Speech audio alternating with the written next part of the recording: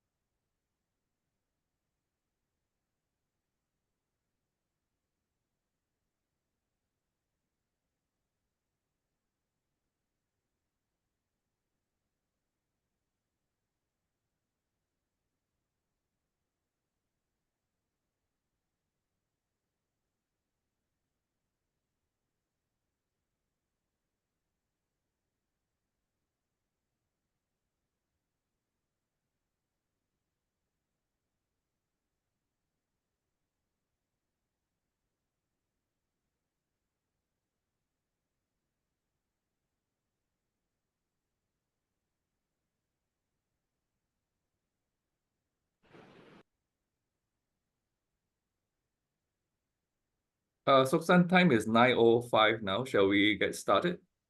Sure. Okay. Nina, can you run the housekeeping slide, please?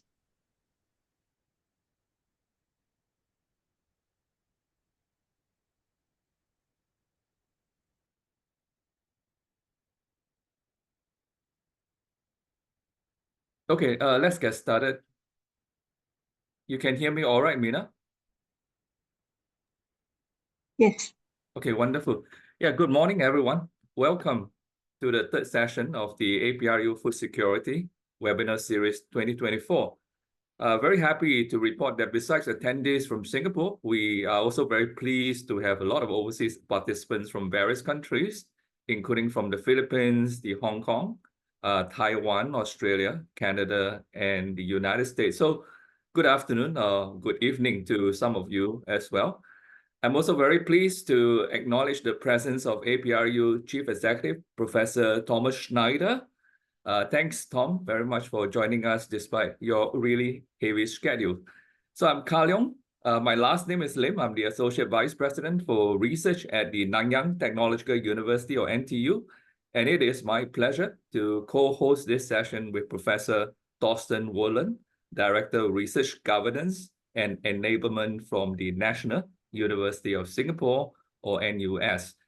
The APRU Food Security Webinar Series was conceived and developed by the APRU Food Security Working Group, which focuses on regional technological advancement in precision agriculture and also in agri-tech solutions for prolonging food shelf life, with the aim of fostering collaborations among partner universities. So today we have, of course, NUS and NTU co-hosting this to collectively solve global food challenges in these areas. I think this is a very important topic. And this is the third and the final session of the webinar series. And we are very pleased to have a number of leading experts today to discuss this important topic. So they include Associate Professor Yansong Miao from NTU, Dr. Dunley from NUS, and we have also Professor Woo-Soo Kim from Simon Fraser University, who is leading the APRU working group in food security. So without further ado, let me have the pleasure to invite APRU Chief Executive Professor Tom Schneider to give his opening overview of APRU Food Security Working Group. Over to you, Tom. Thank you. Thank you so much. Thank you so much, Long. So it's really a pleasure for me to be here and to give you a bit of a context for this initiative.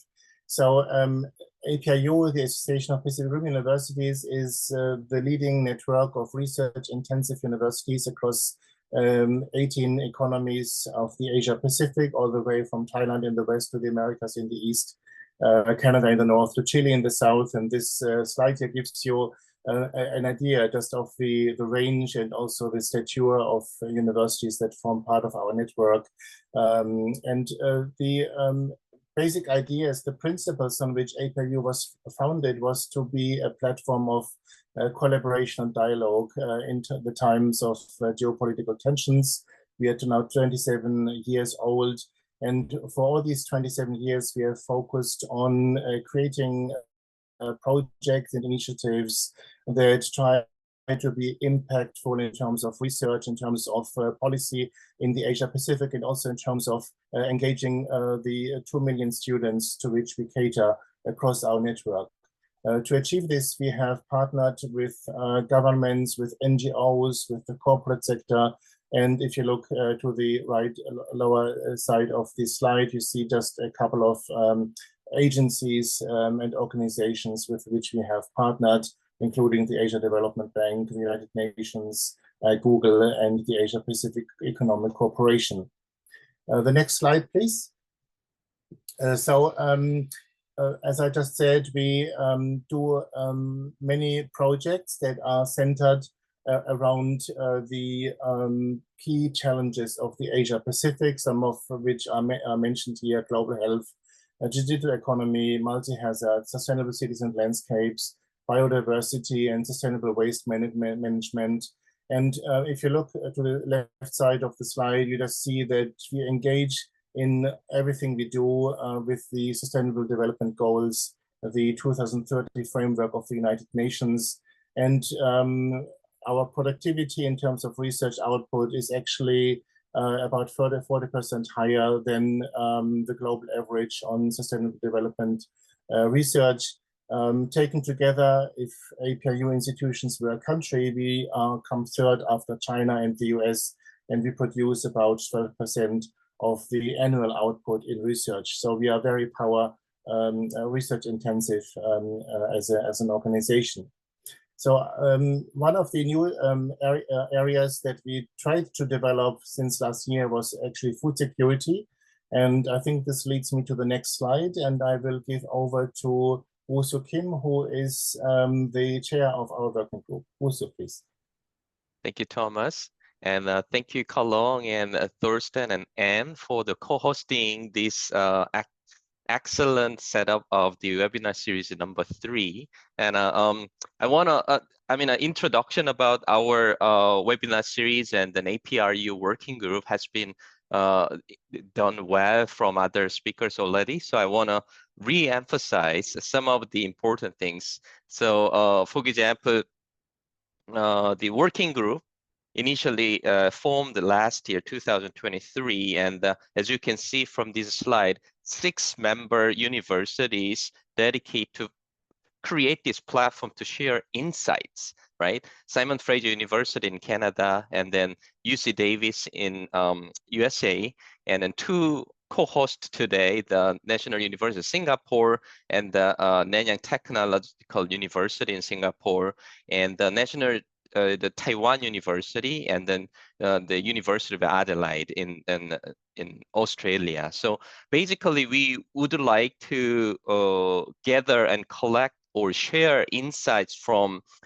experts in the field of precision agriculture and food shelf life extension, focused on the local issues, basically. So in order to learn how to translate the knowledge we gather into regional and global food security solutions. So we have done 2 other webinars successfully. So if you would like to see those previous ones, please stop by this APRU Food Security webinar series website, so February and May, and this is the final one this year. So we would like to engage the discussion today along with the 2 excellent speakers talk, and then we would like to discuss what would be the next step based on this webinar discussion. So hopefully we can have that moment to discuss.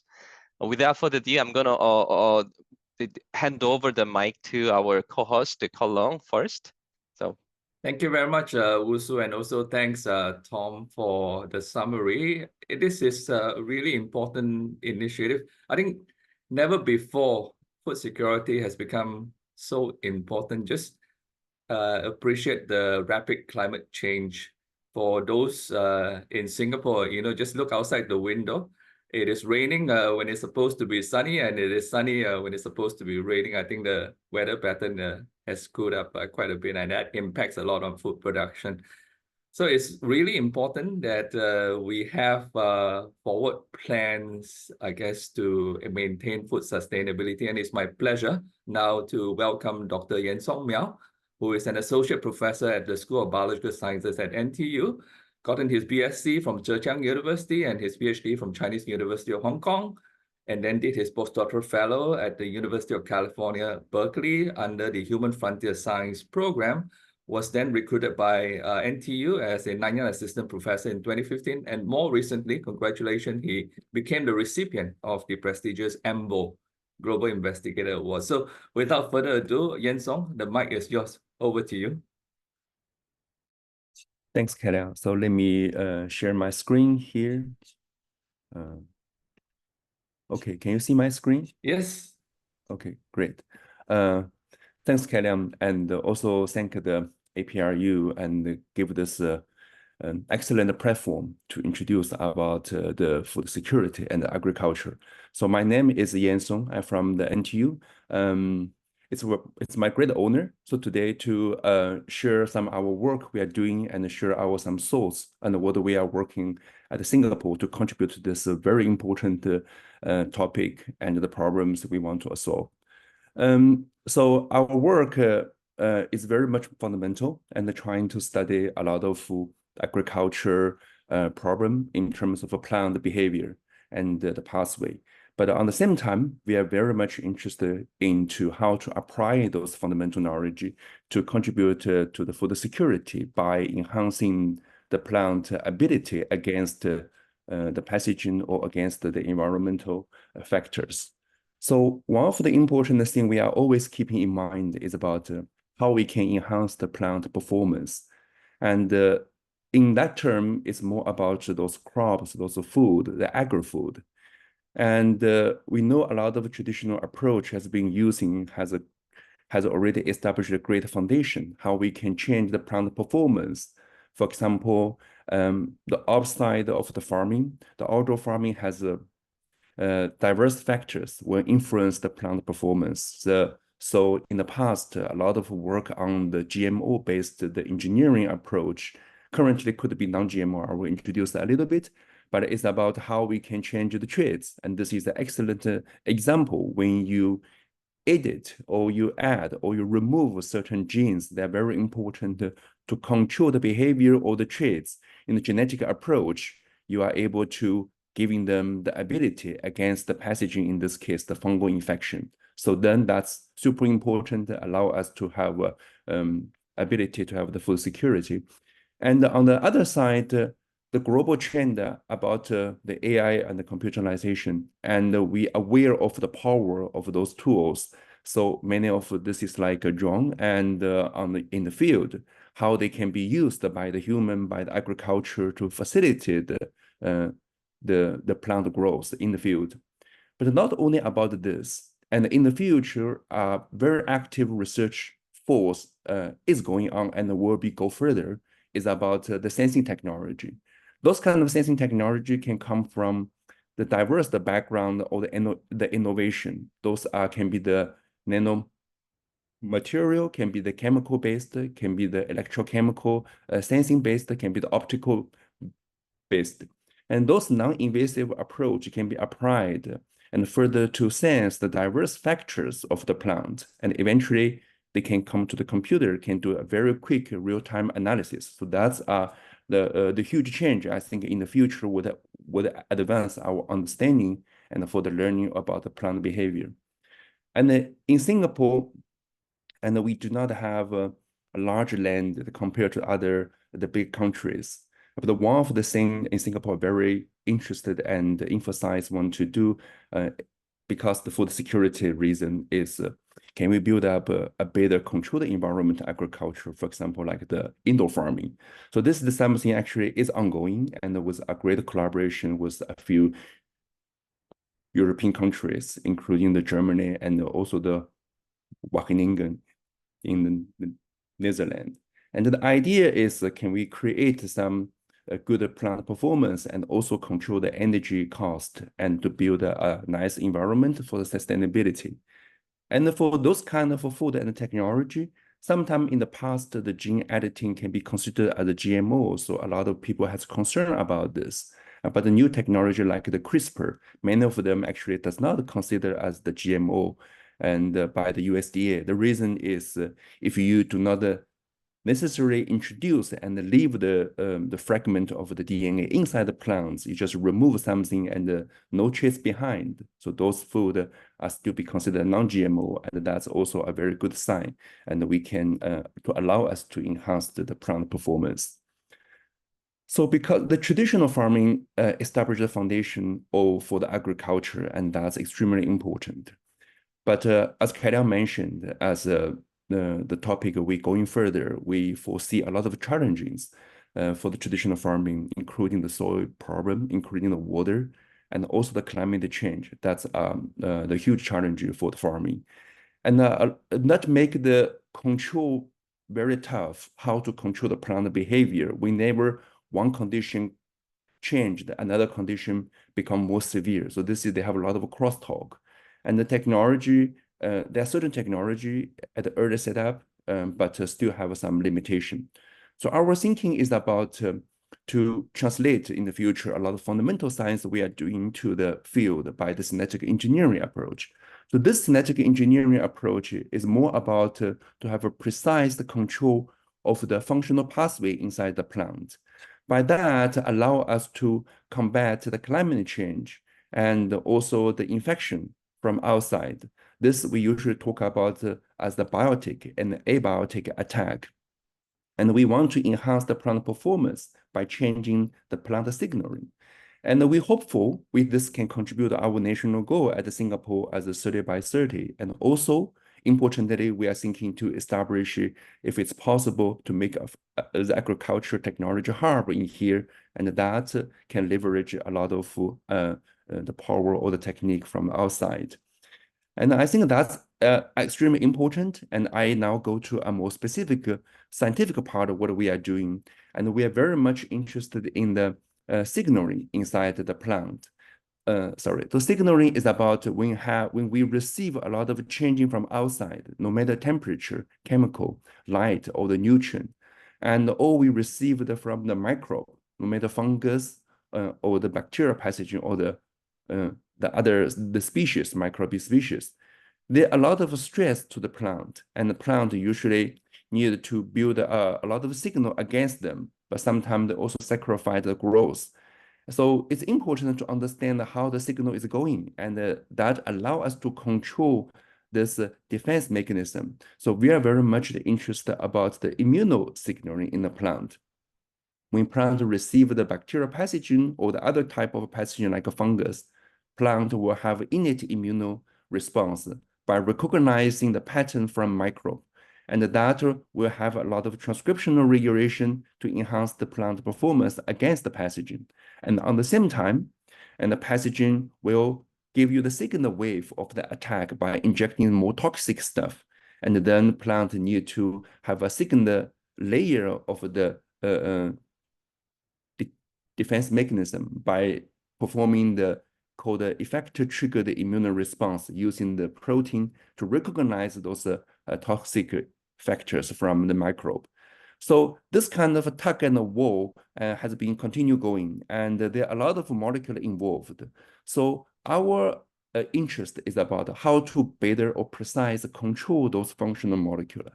In that manner, allow us to give a strong signal and performance against the pathogen. And there are many of those molecules we can deal with, such as the receptor on the plant surface that recognize the pathogen molecule, and the other immunoregulators important for the cell biology. And some proteins has been involved, and they come together as a nanometer scale size of the protein complex or the domains. And those are all the functional unit, not as an individual one, but as a team. So we want to control that teamwork. We want to control how the team work together as the individual, how the team together work together at a certain moment when they see the environmental factor, the stress, or the biotic stress.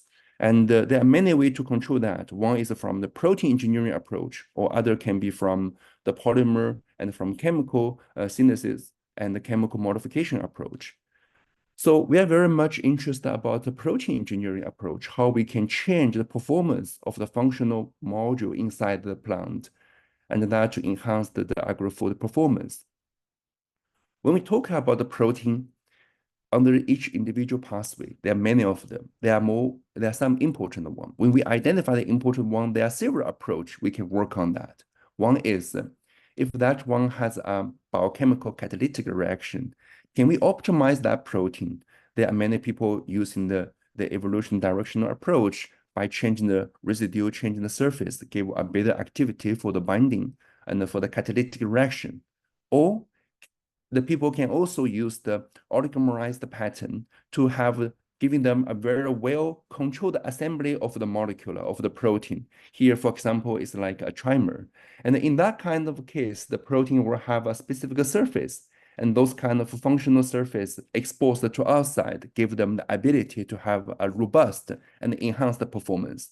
And another way is to have a multiple player come together, and they are all important. And the way they come together as a team, this kind of team has a stronger force to against the pathogen or against the climate change, the stress caused. So those are the approach actually can be used in the protein approach in the synthetic protein engineering and to have a precise control of the activity. And my laboratory interested on the third approach, trying to understand the micromolecular assembly. So there's a very interesting topic and it's emerging topic in the life science, not only about the plant, but also in the human, even in the immunotherapy. And the immunocell or the other cell type or a lot of molecule inside the cell, at a certain moment, they can come together.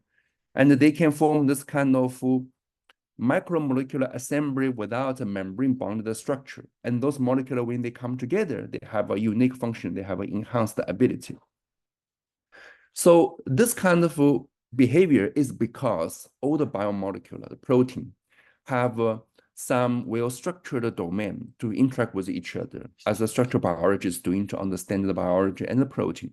And they also have a lot of disordered region with interaction motifs. And when those kind of molecular patterns come together, this gives the biomolecular, the protein in this case, ability to connect with each other as a network. So this is a teamwork. Teamwork for a protein. And when those members of a team come together, they can even have a tuned the assembly approach become a more condensed or loose. That also change their biochemical activity. So with this kind of polymer or the biomolecular based concept, we can try to understand the biology first and identify the essential molecule behind and try to control their assembly and the pattern, give the specific function of them. So we use diverse approach. We use the cell biology approach by looking at those molecules inside the cell. They can be very small by the fluorescence microscope in this case. They can be very small, they can be larger on the microscope. But behind those kind of a few hundreds nanometer resolution of the image, we can try to think about what's behind that. What's behind that is a nanometer scale of the molecular assembly. And the way they come together is extremely important to control their reaction. So this is the approach. If we know how to control them, we have a precision engineering approach can give them the specific activity.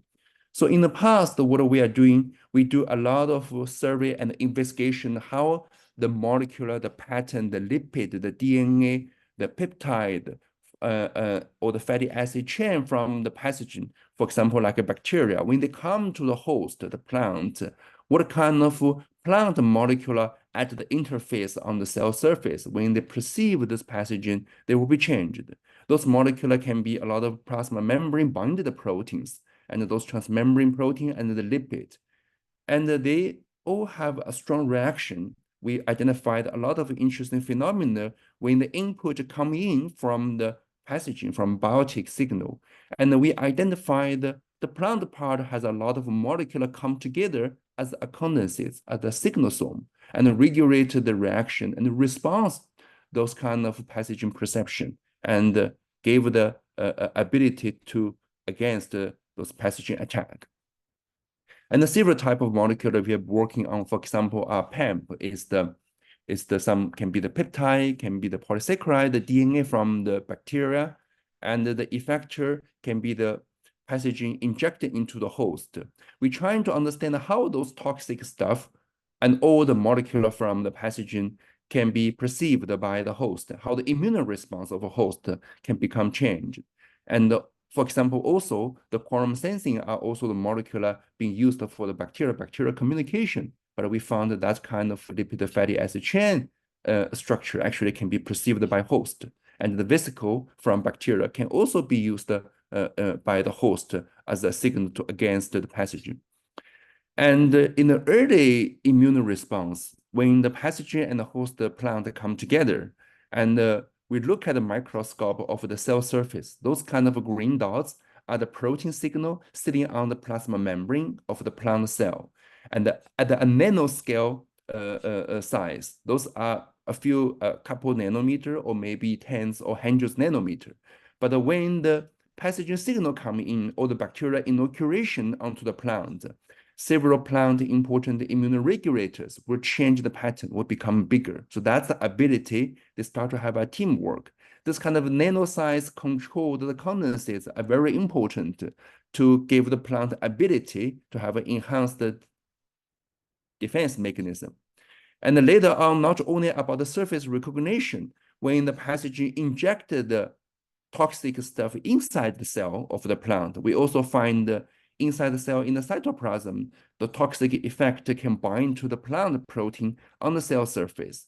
They can become a very weird pattern from the very individual signal, become a connected network.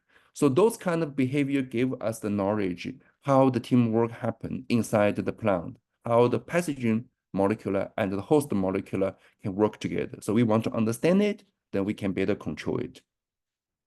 And another example we have working on is the OMV, is the lipid vesicle from bacteria. And also in the human immunology, and the human has been used a lot of vesicles actually as a carrier as to enhance the immune response. Actually, plant has a similar thing we discovered. When you give the plant this kind of vesicle from bacteria, plant can have a better performance. This is the infected plant, the plant going to die and with the yellow color. But with this kind of vesicle coming from the bacteria, the plant become much better. And this kind of performance we found is controlled by the previously identified this kind of nano domain, those kind of protein condensates. If you lost those protein in the genetic background, this kind of defense mechanism is gone. And interestingly, when we have the bacterial vesicle feed into the plant and look at the plant regulator inside the plant, they colocalize with each other, means they are sitting at the interface. One recognize another one. By that, they see each other and the plant start to control this reaction and change the immune response. And we also used a mathematical modeling approach by the collaboration, trying to understand how the vesicle from outside, when they go to the plant surface, they can be uptake because of those biophysical feature on the membrane and those protein condensation.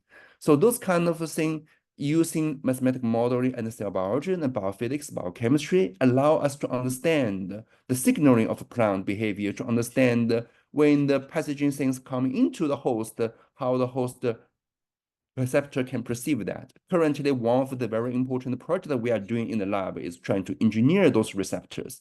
And we find that when we engineer, we change the pattern, we give them specific shape or the assembly approach, they change the immune response. And a few of them demonstrate a very strong ability to against the pathogen. So this is the precision protein engineering approach allow us to control the plant behavior. Not only about the individual cases, sometimes we want to understand the global regulation. In this case, we also use the AI approach. A PhD student in the lab, he has established the algorithm, used the machine learning approach, allow us to understand globally how the molecular condensation happens.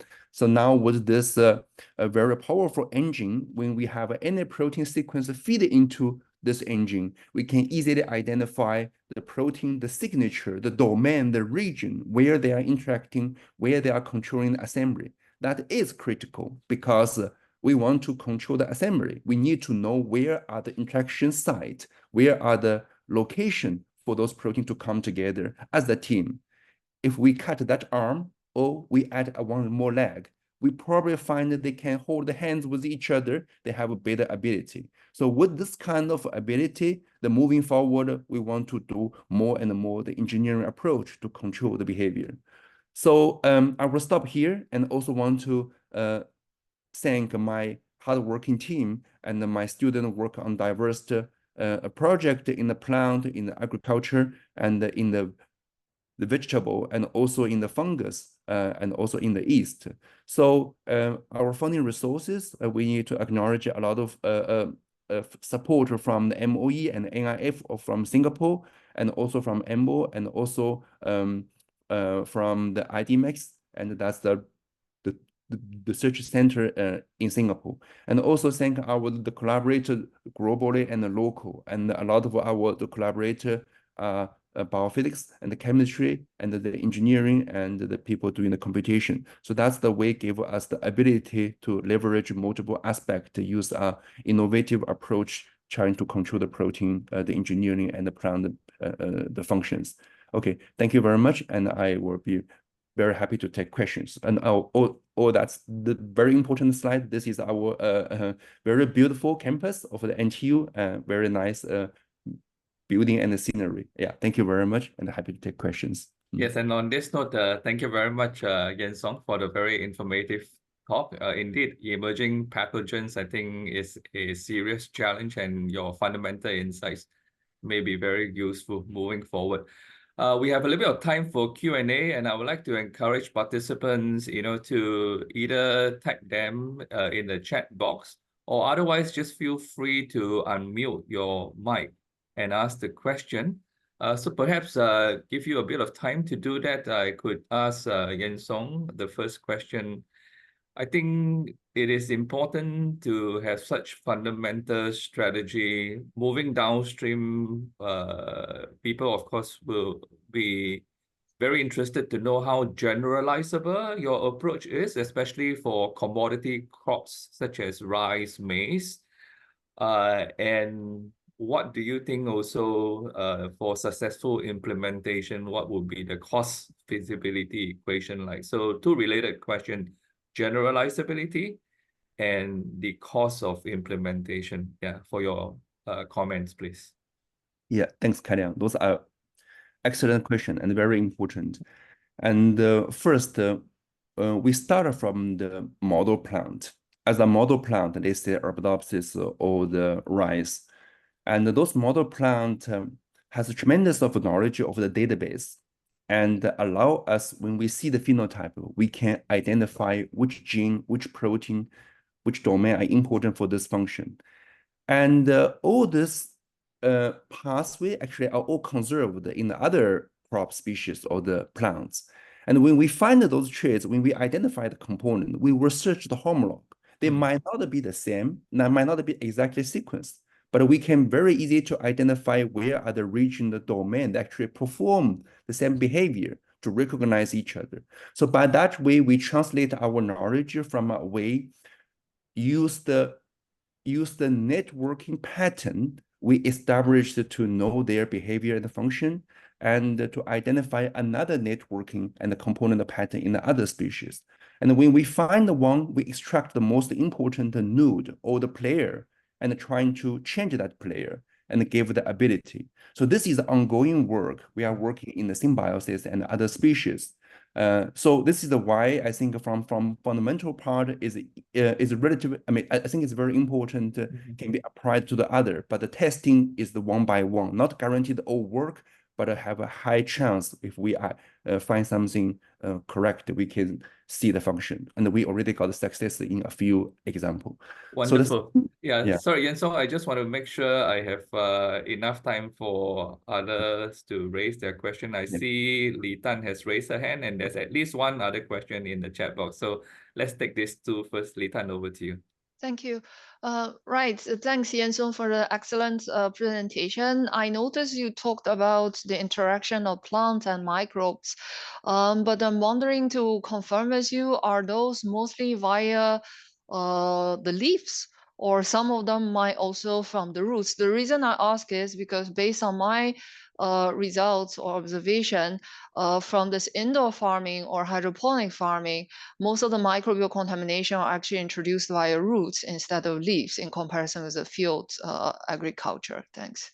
Yes, very important question. And a lot of study currently are done on the leaf. The reason is the root in the past has a great challenge because the soil or the condition makes it hard to investigate the sample cleanly. And the signaling and the mechanism on the leaf and on the root are different, but with the similarity about how the perception of the molecular and the receptor being paired. And the root is very important. A few of species, Centromonas, like we are studying, actually is a black rot kind of a bacterial pathogen. They infect the root. And another very important angle in the future ongoing, I think, for the sustainable agriculture is the symbiosis. When they have this kind of nodulation of the root and or the nutrient exchange, those all largely happen actually in the root area. So those kind of knowledge we are building, we hope to apply it on both sessions. We understand the interaction behavior, but you are correct. The root extremely important. That is I would probably say even more important than the leaf in the future to be studied, but it's more challenging. Yeah, thank you. Yeah, thanks. We are actually looking into this topic. So in the future, maybe we can try to build up some collaborations. Yeah, thank you very Wonderful. much. I would love to see, of course, more collaborations between NUS and NTU. So, Yeah. Yansong, let's take one more question, but want to just let everybody know we have, of course, a panel discussion after the two presentation.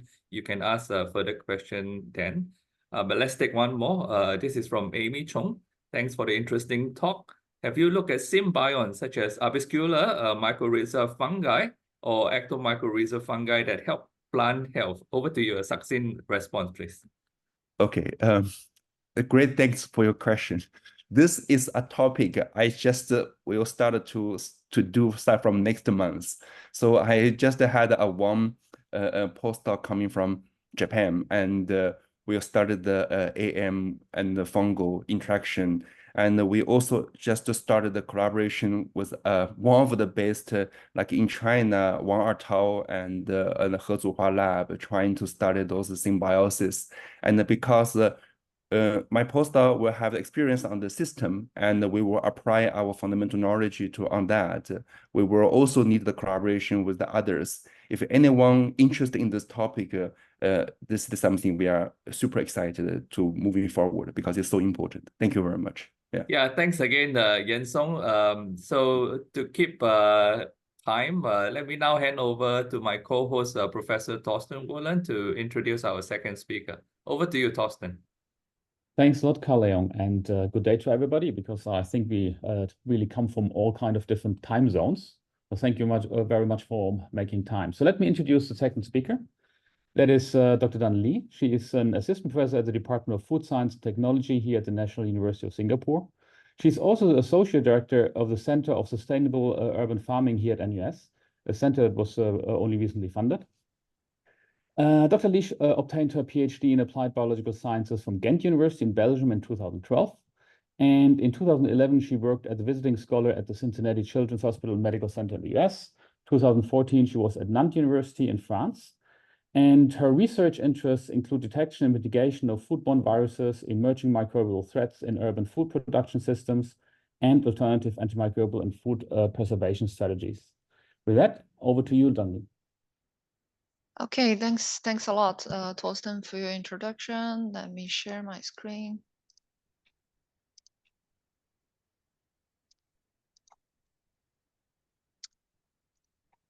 Right, very good day to all the participants of this great event. It's a great honor of me to talk about our research updates at this APRU webinar. To give a little bit further self-introduction of our research, our study is mainly over food microbiology and food safety. And under this umbrella, we have two main topics. And the first one was specifically over foodborne viruses, especially human norovirus. And the other one is more addressing the food security and food sustainability issues here in Singapore. So today my talk will be mainly from the second part, of course, over alternative antimicrobial and ready-to-eat food preservation topics. This slide is probably the most important slides of my talk. I would like to introduce our ideas behind the whole design, the whole experiment. So why 1 + 1 more than 2? We have two important elements in our study. The first one is beneficiary bacteria. The second one is food waste. As for the beneficiary bacteria, as we all know, our planet is full with very diverse microbes. And over thousands of years, human beings have already learned to make very good use of them, right? That will include some microbes very beneficial for human health. And nowadays, we call them probiotics. We actually can also make use of them in food processing, for example, fermentation, in agriculture, in aquaculture, or in many other aspects such as environmental science or material science and so on.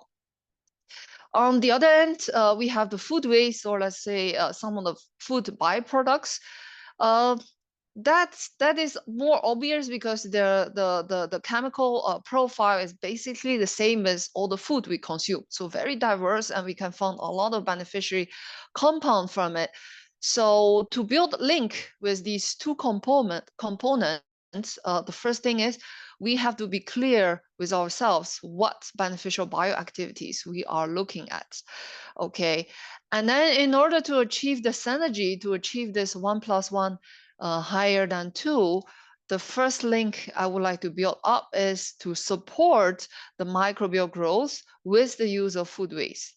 This is because if you look at the literature, okay, people study a lot over these bacteria, but mostly in the lab, they just use culture media, right? But if we move to the industry, if we really want to make use of it, this culture media will actually take in a very large amount of the cost of the production cost, which is not that sustainable. So our first idea is probably we can make use of food waste, because food waste has a lot of nutrients to support the beneficial bacteria. Okay, so this is the first layer of our idea to achieve the synergy. The second layer, which is probably more important, during the growth or these activities of the beneficial bacteria in the food waste, they on one hand, of course, consume the nutrients. On the other hand, they are actually changing the chemical profile of the food waste. So potentially this could enhance certain beneficial bioactivity from the food waste extract. And in addition, this metabolites generated by microorganisms potentially could even enhance the beneficial bioactivity. So this is the overall picture behind our idea. We were hoping to achieve these kind of synergy by gluing these two components together. So in the following, I would like to share two stories from very recent stories from our lab. The first one, the topic is rather long. I will not read it. It's basically with the use of a probiotics bacteria, this Lactobacillus plantarium. This is a new name. Maybe a lot of you are more familiar with its old name. It's Lactobacillus plantarium. This 2,9-V, this strain has been a commercial probiotic strain for many, many years. And a lot of researchers have identified a lot of health beneficial effects for human health. Whereas in our hand, we actually found this bacteria has excellent antagonistic effect over a lot of foodborne pathogens. So with different setups and with different against the different pathogens, we have published a series of papers using these human probiotics for food products and to enhance the safety and quality of food products. But as I just mentioned, we were doing lab scale studies, so we were using culture media, just the general microbial culture media to support the growth of these bacteria. At a certain moment, we start to ask ourselves, okay, we really, in the future, we want to promote these solutions to the food industry to contribute and to for real. Then can we find a more sustainable, a better solution to culture this bacteria? So our idea come to the food waste, which is the fruit peels. We tried out quite a number of the fruit peels. In the end, we found the pomelo peel extract is very promising. And by the way, this so-called extract was generated by a very simple procedure. It's basically boiled by water, let's say, because our idea is we want to minimize the use of chemical solvents, organic solvents, sorry. Right, so from the left figure, you can see indeed this peel extract potentially has a lot of nutrients and to supply carbon source, nitrogen source, and so on and so on. Indeed, support the growth of lactic acid bacteria. In this case, this tuna navi, this probiotics bacteria. We tried out 4 different species of these fruit, and they are more or less all very good in supporting the growth of probiotics. On the other hand, this is very interesting. We found this extract actually has very significant inhibition of Listeria monocygenes, which is a very important foodborne pathogen, especially associated with ready-to-eat foods stored in the fridge. You may ask how come some bacteria can grow from it, some bacteria can be suppressed from it. Yeah, this is the beauty of this solution, because a lot of these peel extracts has a lot of phytochemicals. And if you look at the literature, you find tons of paper reporting that these phytochemicals could inhibit a lot of bacteria. Whereas some bacteria actually has natural resistance towards these phytochemicals, and they can make use of the nutrients from the same matrix. So this is actually the synergy I've been just talking about. We are using the same matrix. We are supporting the growth of good bacteria. On the other hand, we are suppressing the bad bacteria. So this was the core of our study. And therefore, based on this foundation, we can grow the lactic acid bacteria with the use of pomelo peel extracts. And then when we formulate a coating material and apply to salmon fish, which is meant for raw consumption, let's see what happens. So firstly, we determined the fate of the probiotics. We have to make sure the bacteria can survive on these plants and therefore do their job, right? So we found when we sorry, I have to explain this first. We fermented the probiotics in the pomelo peel extract. We call it fermented FPPE for 24 hours and 48 hours. The results were quite different, and therefore we tested both solutions in all our measurements in the following. We found this probiotics bacteria could survive on the fish pretty well during 4 days storage in the fridge. So first of all, we make sure they are there and hopefully they are doing their job. Secondly, we spike this Listeria monocygenes on the fish, okay, to simulate and what if your food has pathogen contamination. We found this FPPE 48 hours. So you have to ferment this bacteria in the peel extract for a rather long duration, has excellent inhibition. And so this bacteria barely grow anymore during this storage. Okay, whereas the rest, of course, you observe quite some growth during the study. And by the way, why this bacteria is so important for ready-to-eat food is because they are psychotrophic. They can grow even in our fridge. This is actually the important reason. And then next to it, we also see whether this solution can inhibit the spoilage of these food products, and therefore we measured a few spoilage-causing microorganisms on these parameters. Well, honestly, the effect was less promising in comparison with Listeria, but if you think about the food spoilage, our food got so-called spoiled is actually because of the metabolites generated by this spoilage causing microorganisms, right? Causing these organoleptic defects of the food. And we feel it, the food smell bad or taste very badly and so on. Actually, not directly from the spoilage causing microorganism, because most of them are actually innocent. So these spoilage causing microorganisms at a certain level, they will not make people sick. They can be there, no problem. So more importantly, we will need to detect the metabolites generated by these microorganisms and to see whether this fish will be noted for spoilage. So for fish products, we measure the total volatile basic nitrogen. We measure the biogenic amines, which are known to be very, very important for the spoilage of the fish products.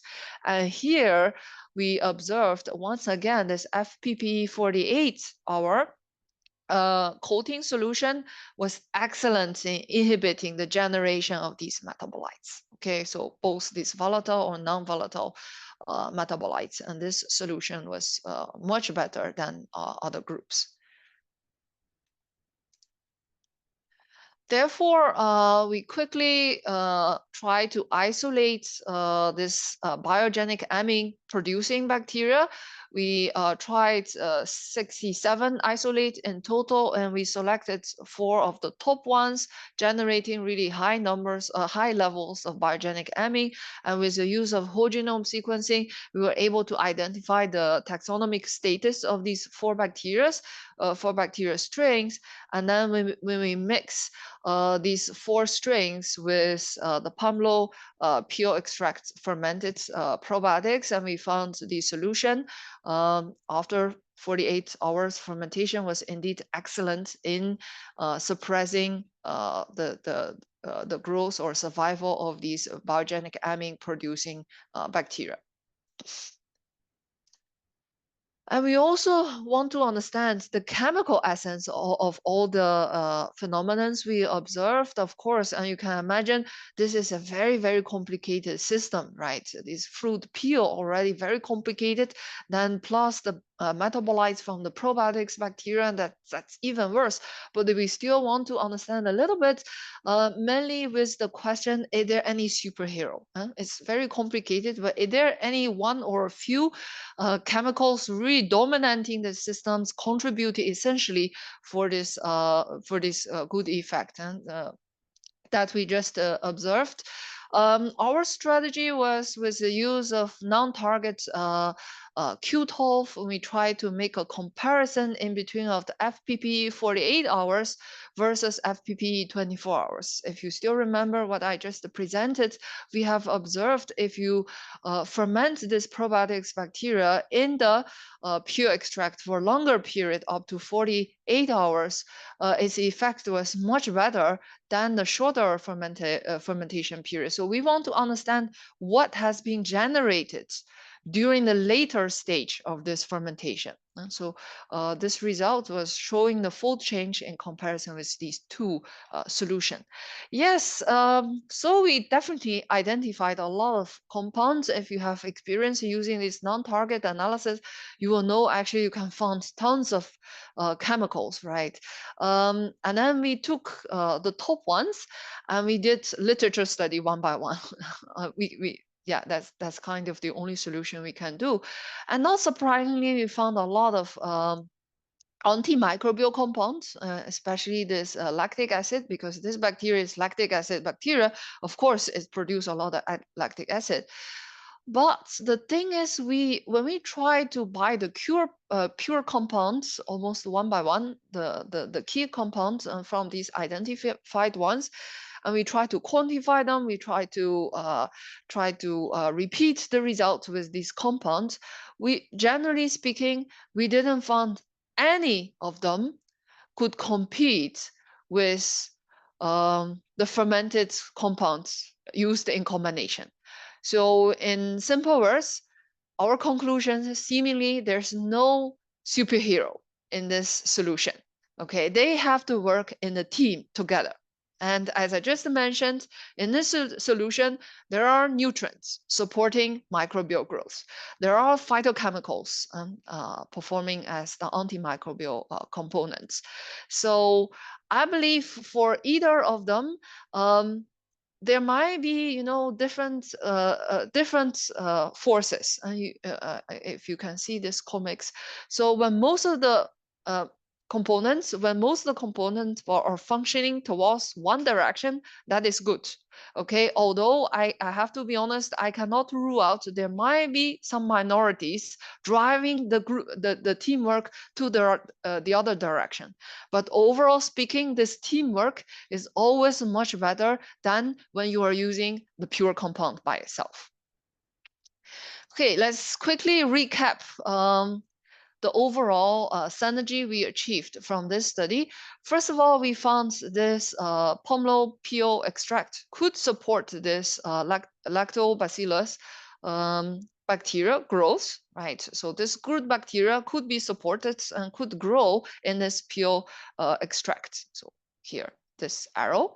And on the other hand, both this PPE, this peel extract, and this bacteria, this good bacteria, probiotics, right, have inhibition effects over our bad bacteria, our foodborne pathogen Listeria monocytogenes here. So they can work together, right? So this is the first aspects that we achieved in this study. Secondly, when we formulate this fermented PPE into fresh salmon fillets, we found the safety quality represented by the fate of Listeria monocytogenes, and the shelf life represented by the spoilage causing bacteria and the metabolites were enhanced by this solution.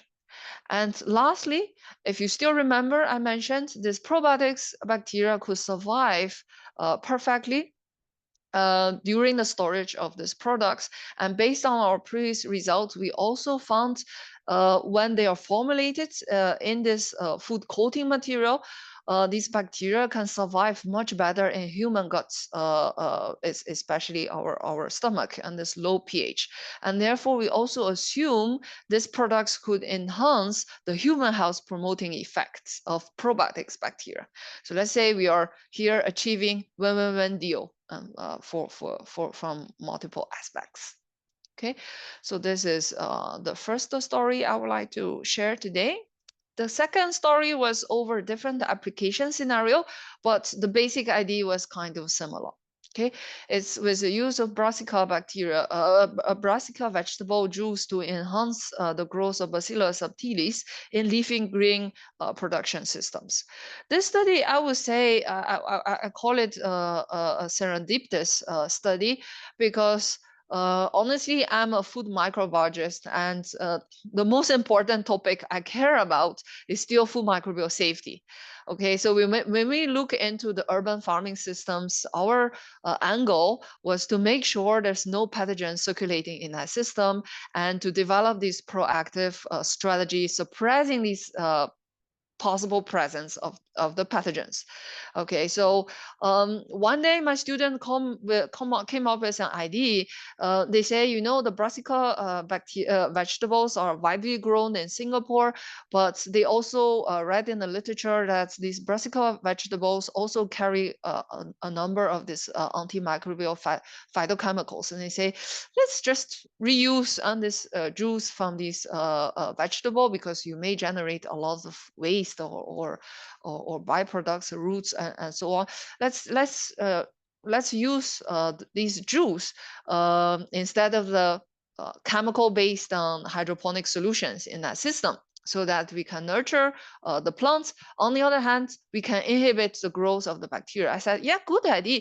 But honestly, my gut feeling at that time was not quite possible because generally leafy greens, they are not that strong in their antimicrobial effect. But surprisingly, they were correct, because when they tested the Salmonella and E. coli, both, well, here they use a generic E. coli, but mostly we are actually targeting the pathogenic E. coli. So here this generic E. coli is used as a surrogate.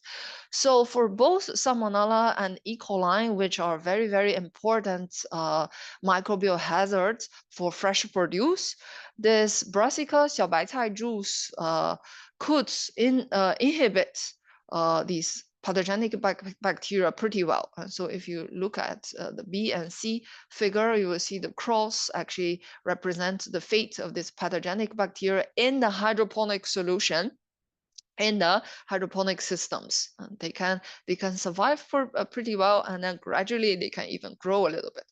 Whereas if you mix the 小白菜 juice with the hydroponic solution, they are simply inhibited very quickly up to from day 3. You can barely see any of them anymore. That was really exciting for us, but I was still not very sure about it. So I said, try out more bacteria, because I still have the concern whether this juice is still so strong in its antimicrobial effect. Then they came back to me with exactly the opposite result with the bacillus. They say, well, if you try out on Bacillus subtilis, the result was completely different. So that this Bacillus juice could actually promote the growth of these bacteria in hydroponic solution. Okay, so the cross still represent their fate in hydroponic solution, the chemical-based solution. Whereas if you add this Brassica juice and this vegetable juice, they can grow up to very high levels. So this is very, very different from these two pathogens. And then I say, that's even better, because Bacillus subtilis is a very known plant growth promoting bacteria. Okay, they can be beneficial for these plants. And from the literature, we know they actually have very poor colonization capability in the soil, in the rhizosphere of plants. So they can promote the growth of plants. People are trying their best to keep this bacteria in the rhizosphere, but they are not that strong. They are typically not that strong in the rhizosphere, so people are trying to keep them.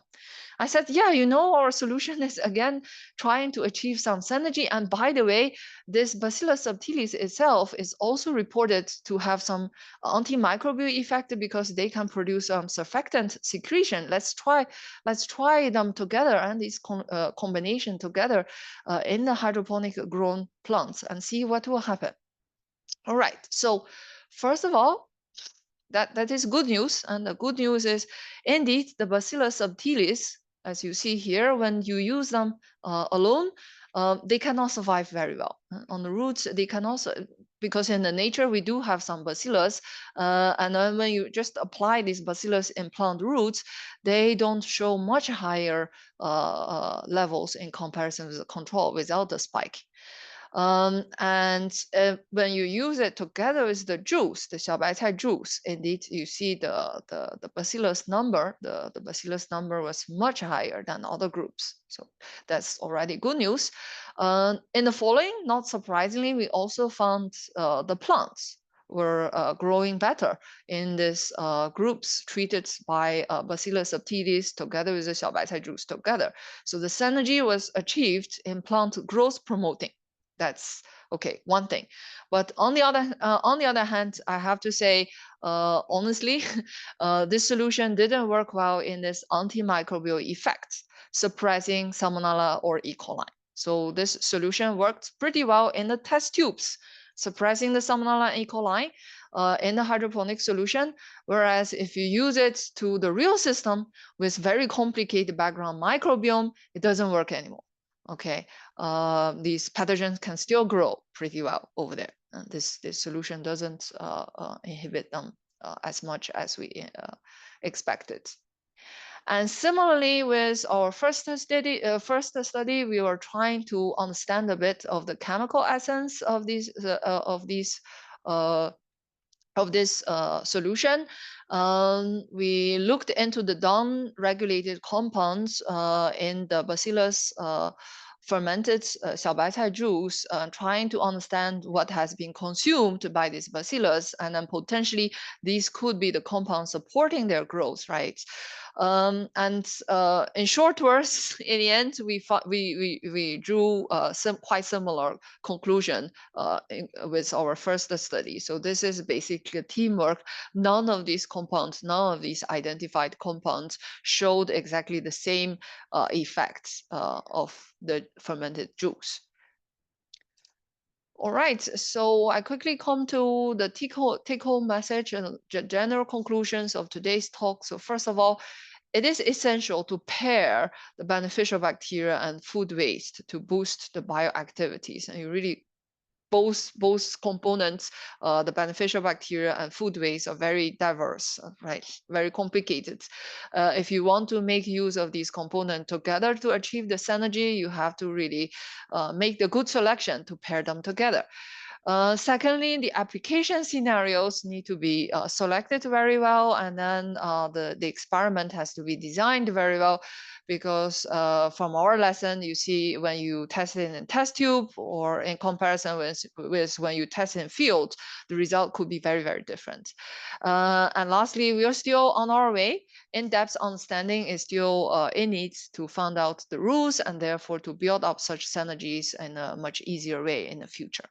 Okay, so that's all of my sharing today. Thank you very much. Thanks a lot, Dan, for the fascinating talk. So, and if you need actually more pomelo peel, I'll be happy to eat a lot of pomelos to give you the peel. No problem. Great. So please, everybody, if you have any questions, feel free to unmute yourself and ask questions, raise your hands, or submit them in the question answer part or the chat part. So let me start perhaps with the first question, right? So the pomelo peel, but as well the shao bai chai, right? This is kind of, as you said already, serendipitous, right? How do you do this more systematically, right? I mean, it's like, in principle, who comes up with the idea to take pomelo peel and ferment it before adding to something, right? So how do you go about this process of identifying compounds that can be used from food waste in a systematic way to make this actually more successful? Yeah, thanks, Thorsten, for the question. This is actually a very good question. The answer is literature study, because if you look into the literature, you really found tons of these papers reporting antimicrobial effects from foods, from different sources, even medical herbs or food or whatever. But honestly, I'm also thinking the same. How do we do this in a more systematic way? I think we can try to borrow the concept of the pharmaceutical science, and we can try to build up these libraries and so on.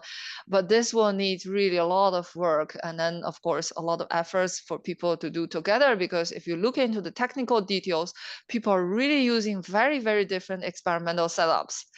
And if you, for example, use a disc, use just a petri dish and then use the pure compound, you will see very good results, right? And then when you modify this setup a little bit, you may immediately see the result is different. And if you test out in field on the food or in this plant growth system, it's again a different story. Therefore, yeah, we can put efforts in building up this library or whatever, but we have to unify the test procedure first. I think that's the most important. Yeah. Okay, thanks. So Matthew Wilson had a question. So I'm just reading this. So excellent presentation, thanks, and some very interesting results. Are there any concerns about the use of the pomelo extract on the sensory quality of salmon? Could other foods with known antimicrobial properties that are traditionally served with salmon, for example, lemon, dill, work instead? Very surprising. I don't see the result, the question myself, but anyhow, I get question from you when you're reading. Yeah, that's also a very good question. And honestly, this is why we selected pomelo, and then we formulated into a fish products, because for fish products, we anticipate less organoleptic interference from these kind of citrus based on products. And this is actually very, very important point for food scientists, because nowadays you also see a lot of reports using, for example, essential oil, which very, very strong, pungent smell, or many other polyphenol based compound and so on, which could be quite tart or bitter, or something interfere with the taste or smell of the food. So this is definitely a very, very important point. Okay, thanks. Ben Zhao, so Ben, you want to say something?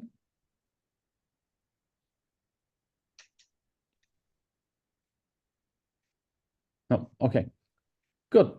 Then I think in the interest of time, we should slowly go over to the general discussion.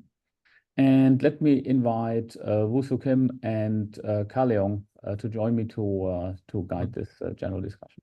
Yeah, and Yansong as well, if you could also show your video. I guess maybe to get the ball rolling, Woo-Soo, you have started this, and we have 3 sessions so far.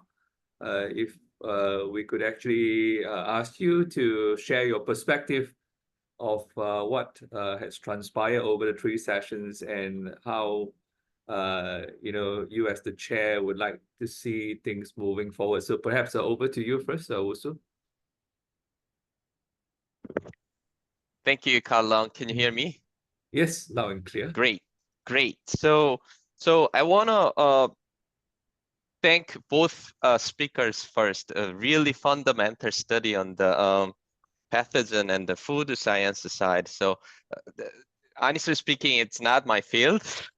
So some part I couldn't understand, but I want to have some discussion or some questions for you too. But based on the Ka Leong's initial question, I would like to emphasize our working group's intention and the objective first, right? So like we introduced initially from the first part of today's webinar, in the era of climate issues and climate crisis, how can we move on to direction of climate resilience, right? So that's one question we brought up initially. So that's why in order to respond to climate issues, what is important technological aspect? That is the one part with precision agriculture and precision farming, although today's topic were not covered in that, but previous 2 webinars, we dedicate to balancing between these two. So making the effort on precision farming methodologies, including drones and robotics and those technology with AIs, etc. So what we would like to gather some local insights about the precision agriculture. And the other side, again, specifically in the Asia Pacific region, food security and food shelf life extension is really important. So it covers some of the coating methodologies or different shelf life extension, material development, etc. So we covered today about some fundamentals on that, right? So this is one of the, 2 important topics we covered during this webinar.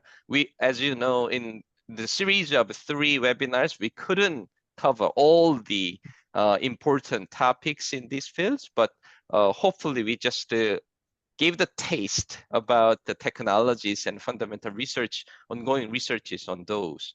So I have personally have a question to both speakers about, along with this fundamental research, what's your insights or perspective to collaborate with some practical, right, the side like innovation with the companies, or even you can create some entrepreneur, your own startup companies and etc. So what do you think link with your research? What are the fields, right, direct fields you can make a benefit to those startup or the company side, industrial innovation side? Would you go over from Yansong and Dan? Thank you. Yeah, thanks, Sue, for this very important question, and also very nice to hear the background and in the past series what kind of topic has been covered, and also allow us to have a more idea how to connecting those topics in a global way. So this actually is like the drone or the robotic or those nano stuff kind of technology has been growing very fast, very important. And from our side of the fundamental biology, we always also thinking about the connection. So actually, as I give the example about what currently Singapore is doing and what we are also thinking. So one example is, for example, we have create the urban farming, the program just being awarded. And this program has several sessions connecting the people with a different background. One session is about how to use the engineering and the signaling, recognition, and the plant growth, those kind of way on the plant side in the vegetable to make them stronger. On the same time, you cannot just do on the plant side, you need to deal with the energy. So one of the session is about to control the light, control the energy, and control the environment and the humidity. And in that kind of a sense, to couple the engineering in the plant pathway side, how to be aligned better with the environmental control. But this environmental control that's the indoor farming. But when you understand more, you can also apply to the outdoor farming. And on the third part actually is to establish the demonstration lab, how we can demonstrate this kind of technique engagement in between the biological inside and the environmental condition actually work. So those are the things actually is ongoing and in Singapore. And come to you another aspect of a question about what kind of things the spin-off or the technology probably can be useful, can be used. Actually, those kind of, from my perspective or my expertise, I also very interested about those functional ingredient, functional molecule. And chemical is one thing, and we are also interested in the biomolecular, for example, peptide, oligosaccharide. Those kind of things we know can enhance the performance. Those kind of signal, actually, we can pattern them in a way of the polymer approach, can be also coated on those material. And some of you, so control like water or whatever, you also can use that way to control the shelf life of the plant or the fruit. So those kind of things can come together, combine the biological molecular insight from fundamental identification and to the material science. In the human, the people also thinking about it in that way, but it's tough. You cannot change the human too much or apply those things direct on the human. But in the plant, a lot of things we can do, just use the in vitro assay actually can be engineered from the engineer perspective. Yeah, that's some of the thoughts we have. Thank you. Thank you. Yeah, Li Tan, do you have additional notes to fill? Yeah, thanks also for the question and the opportunity of sharing my opinion. I would like to make two additional points. The first one is we see quite a lot of efforts nowadays, not only in Singapore, but all over the world, to produce new foods with new systems, such as urban farming, such as cell culture meat, and so on and so on. But I would like to make a point that don't forget we are, in the meantime, wasting large amount of our foods, right? Nowadays, 1/3 of the food are wasted and half of the fresh produce generated are wasted. And therefore, I'm not denying the necessity of producing more. Those are all important efforts, and because food systems should be diverse.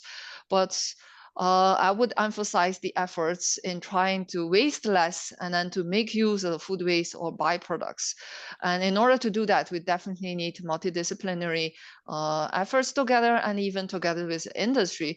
Because once again, I always stare at these tons of literatures like, oh my God, researchers have been doing so much efforts, and why not a lot of them are you cannot see many in the market. So that's the first point I would like to make. Secondly, still coming back to my expertise, the microbial safety, I would like to emphasize the potential safety issues of all the sustainable options. For example, for this urban farming thing, people are developing urban farming systems here, but our group is actually looking, if you are developing these new systems and build up this closed loop systems, especially trying to reuse the water and nutrients and so on, what kind of microbial hazards might be generated? And the conclusions, there might be quite significant hazards over there, and we cannot forget about it. Currently, there's the Singapore Water Week going on. You can see people propose a lot of methods, a lot of technologies in recycling water and so on, but none of these methods is able to make our water or our resources sterile, let's say, right? You always leave some of the microbes over there, especially virus. Okay, so most of the water treatment nowadays doing is using the bacteria as the parameter to monitor the quality. Whereas we know a lot of the viruses are much more persistent than the bacteria, and most of this water treatment efforts doesn't do much to the virus contamination. And therefore, when you are trying to go for sustainability, don't forget you might introduce new hazards to the system, and we have to be proactive over there. And we have still many other options. For example, this culture meat thing, and people say, okay, look, we culture the meat in the lab, and therefore we avoid a lot of problems from the animal husbandry. But don't forget, if you actually culture cells in the lab, typically people add a lot of antibiotics, right? And these antibiotics, if you want to avoid, you have a lot of microbial contamination. So how do you tackle that issue?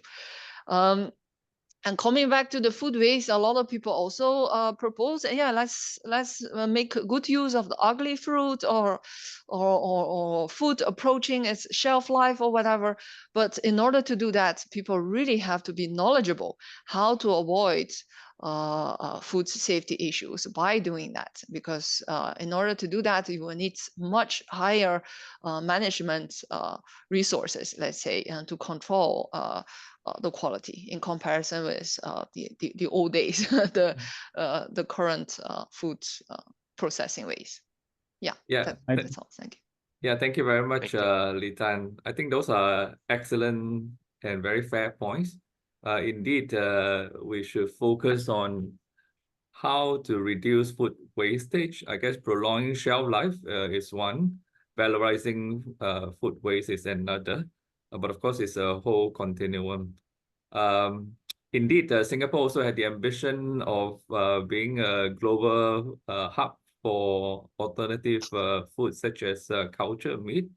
So this is, as you pointed out, challenging in itself. Antibiotics aside, the scaling up in terms of green production, I think it poses a very practical problem. So that's great. I also want to acknowledge the presence of Christina Schrodenberg from APRU. Christina, you have a question on Q&A. Why don't you just unmute yourself to ask the question and join us here. Christina, over to you. Okay, no problem. I would have been happy for you to read it, but it's okay. Thank you very much for the presentations. Really interesting. Really enjoyed it again. Third time around now. But also specifically the last presentation, Dr. Lee, thank you very much. It's been really good. But that made me wonder if there is actually if indigenous knowledge, plant-based and food-based knowledge can be an important area that should be maybe explored as part of that group, and might be provide some solutions or some ways forward to some of those problems. And if is there maybe something that we should be looking at? I'm not sure if I understand your question. I'm talking about indigenous knowledges, basically, from indigenous people, so not there is I mean, this knowledge has been around a long time. And I think the question is also to the panel here now in terms of where we should be going with some of the ideas for the group, basically. So that I was thinking there is probably a lot of knowledge that we may be not aware of with people and societies living in other areas of the world that may have some solutions, or that could be explored as part of the work that is happening within your work, for example, but also in the work that maybe a program like the food security program, bringing together interdisciplinary experts could explore. So that's what I've been wondering while I've been listening to the presentations. Yeah. Okay, now I get you. I think this is a very, very important and very good question. I think this is even more obvious here in Singapore, because Singapore is kind of a pioneer in searching for this new solutions to tackle the food security issues. And in Singapore, you will see a lot of entrepreneurs with very different backgrounds, right? Building up this urban farms or food processing plant. And sometimes we see, yes, they have excellent ideas, but indeed they are a bit lack of food background. So there might be some gaps. So my answer is yes, collaboration is very, very important, because from plants to food, there's still a long way to go. If you I always talk to my friends working from biological science and say, you know, you can grow good plants, very healthy plant, but they are not necessary to be good food. Because as food, you have to consider the nutrition, you have to consider the analytic properties, and you have to think about the safety. That's definitely a thing. But on the other hand, we food scientists, we also need to build up collaboration with many people, like the engineers, like these fundamental scientists, and so on.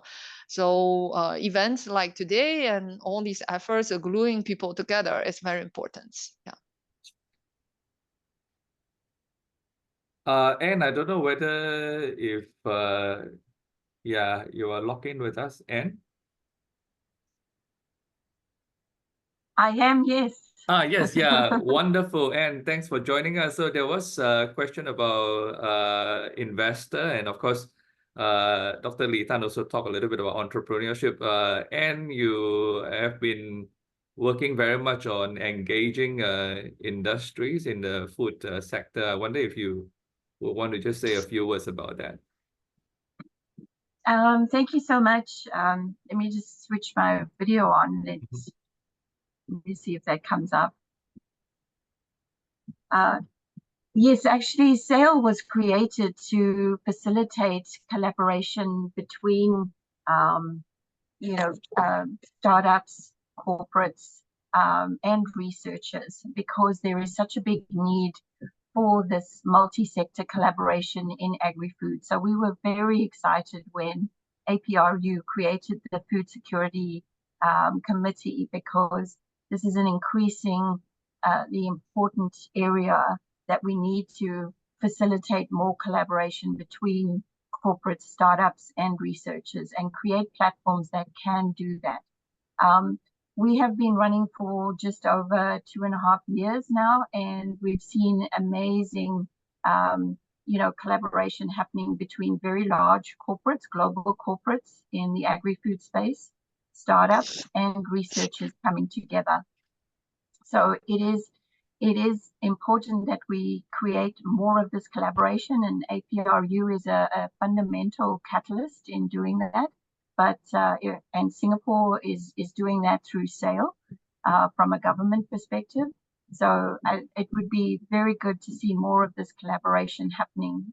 We have very eager startups, and one of the areas that we're sort of facilitating in Singapore is the pivoting of tech startups towards the agri-food space, because they have a brilliant understanding of AI and deep tech, and applying that to agri-food is where we're trying to make them interested and understand how fundamental it could be to the agri-food space.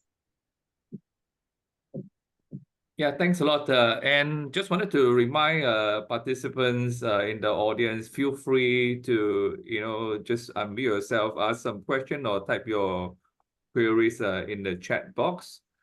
One question I have for Li Tan, we saw in your presentation you were talking about gut health. I wonder if you have some further downstream investigation into the gut microbiome.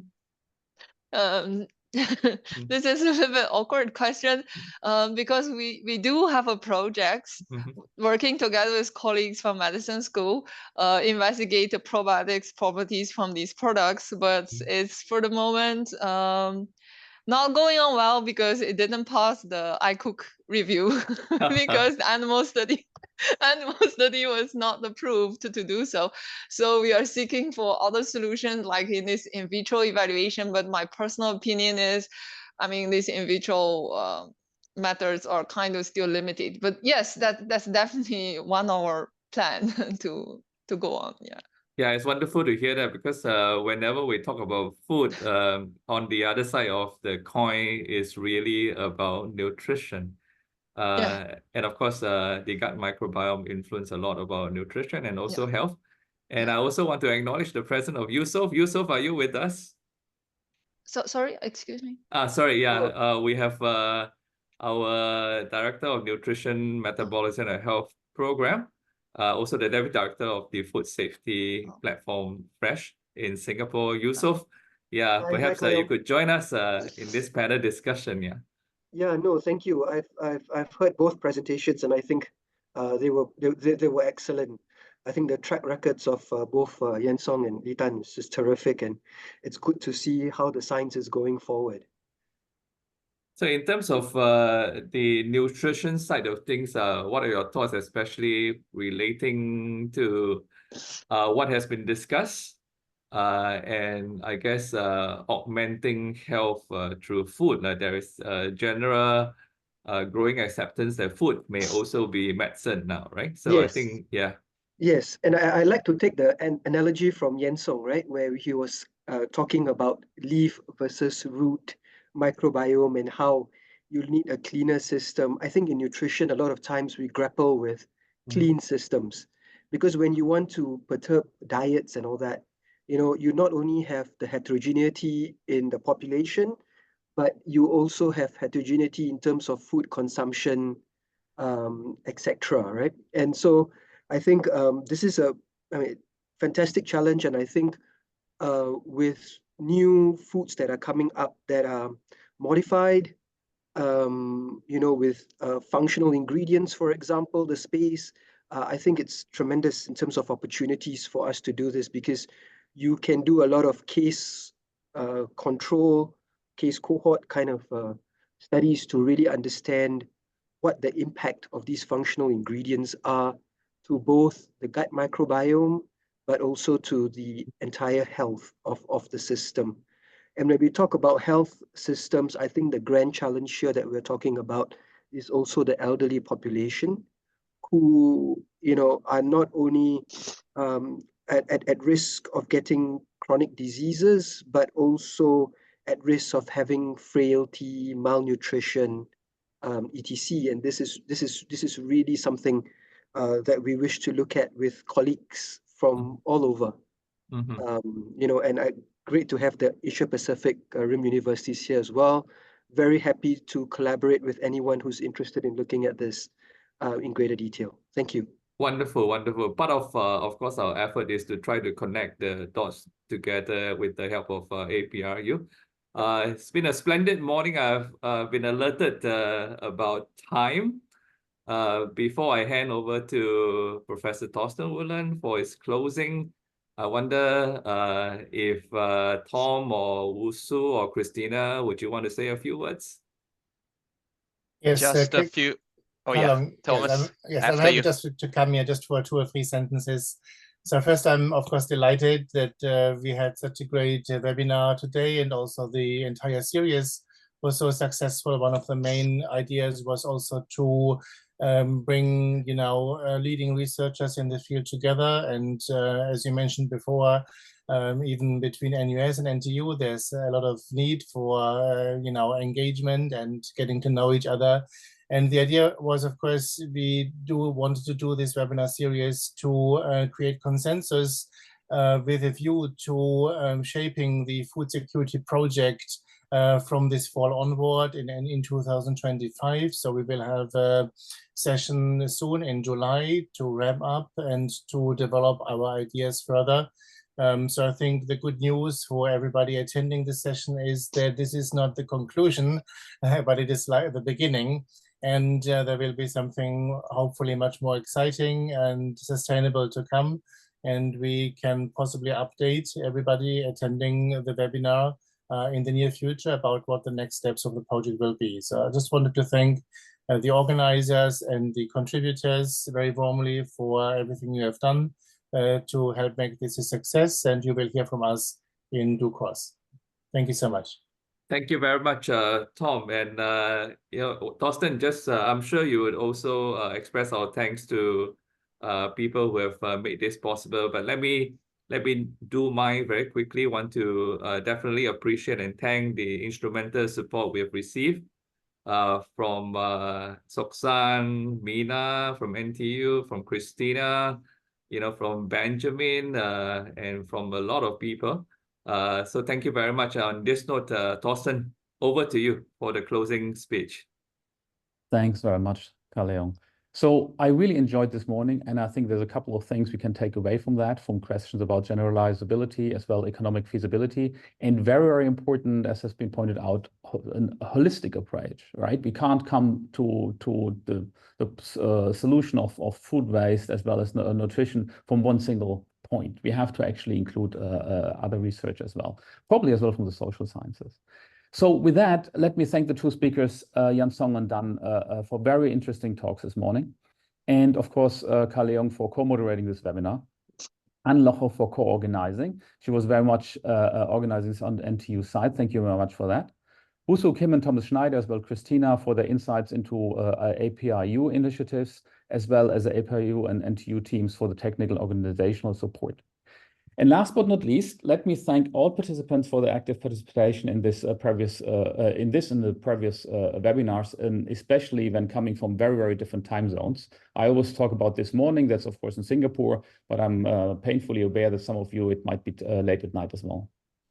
So I hope we will find more opportunities to organize similar events and work close together in the future and to address these problems of global importance.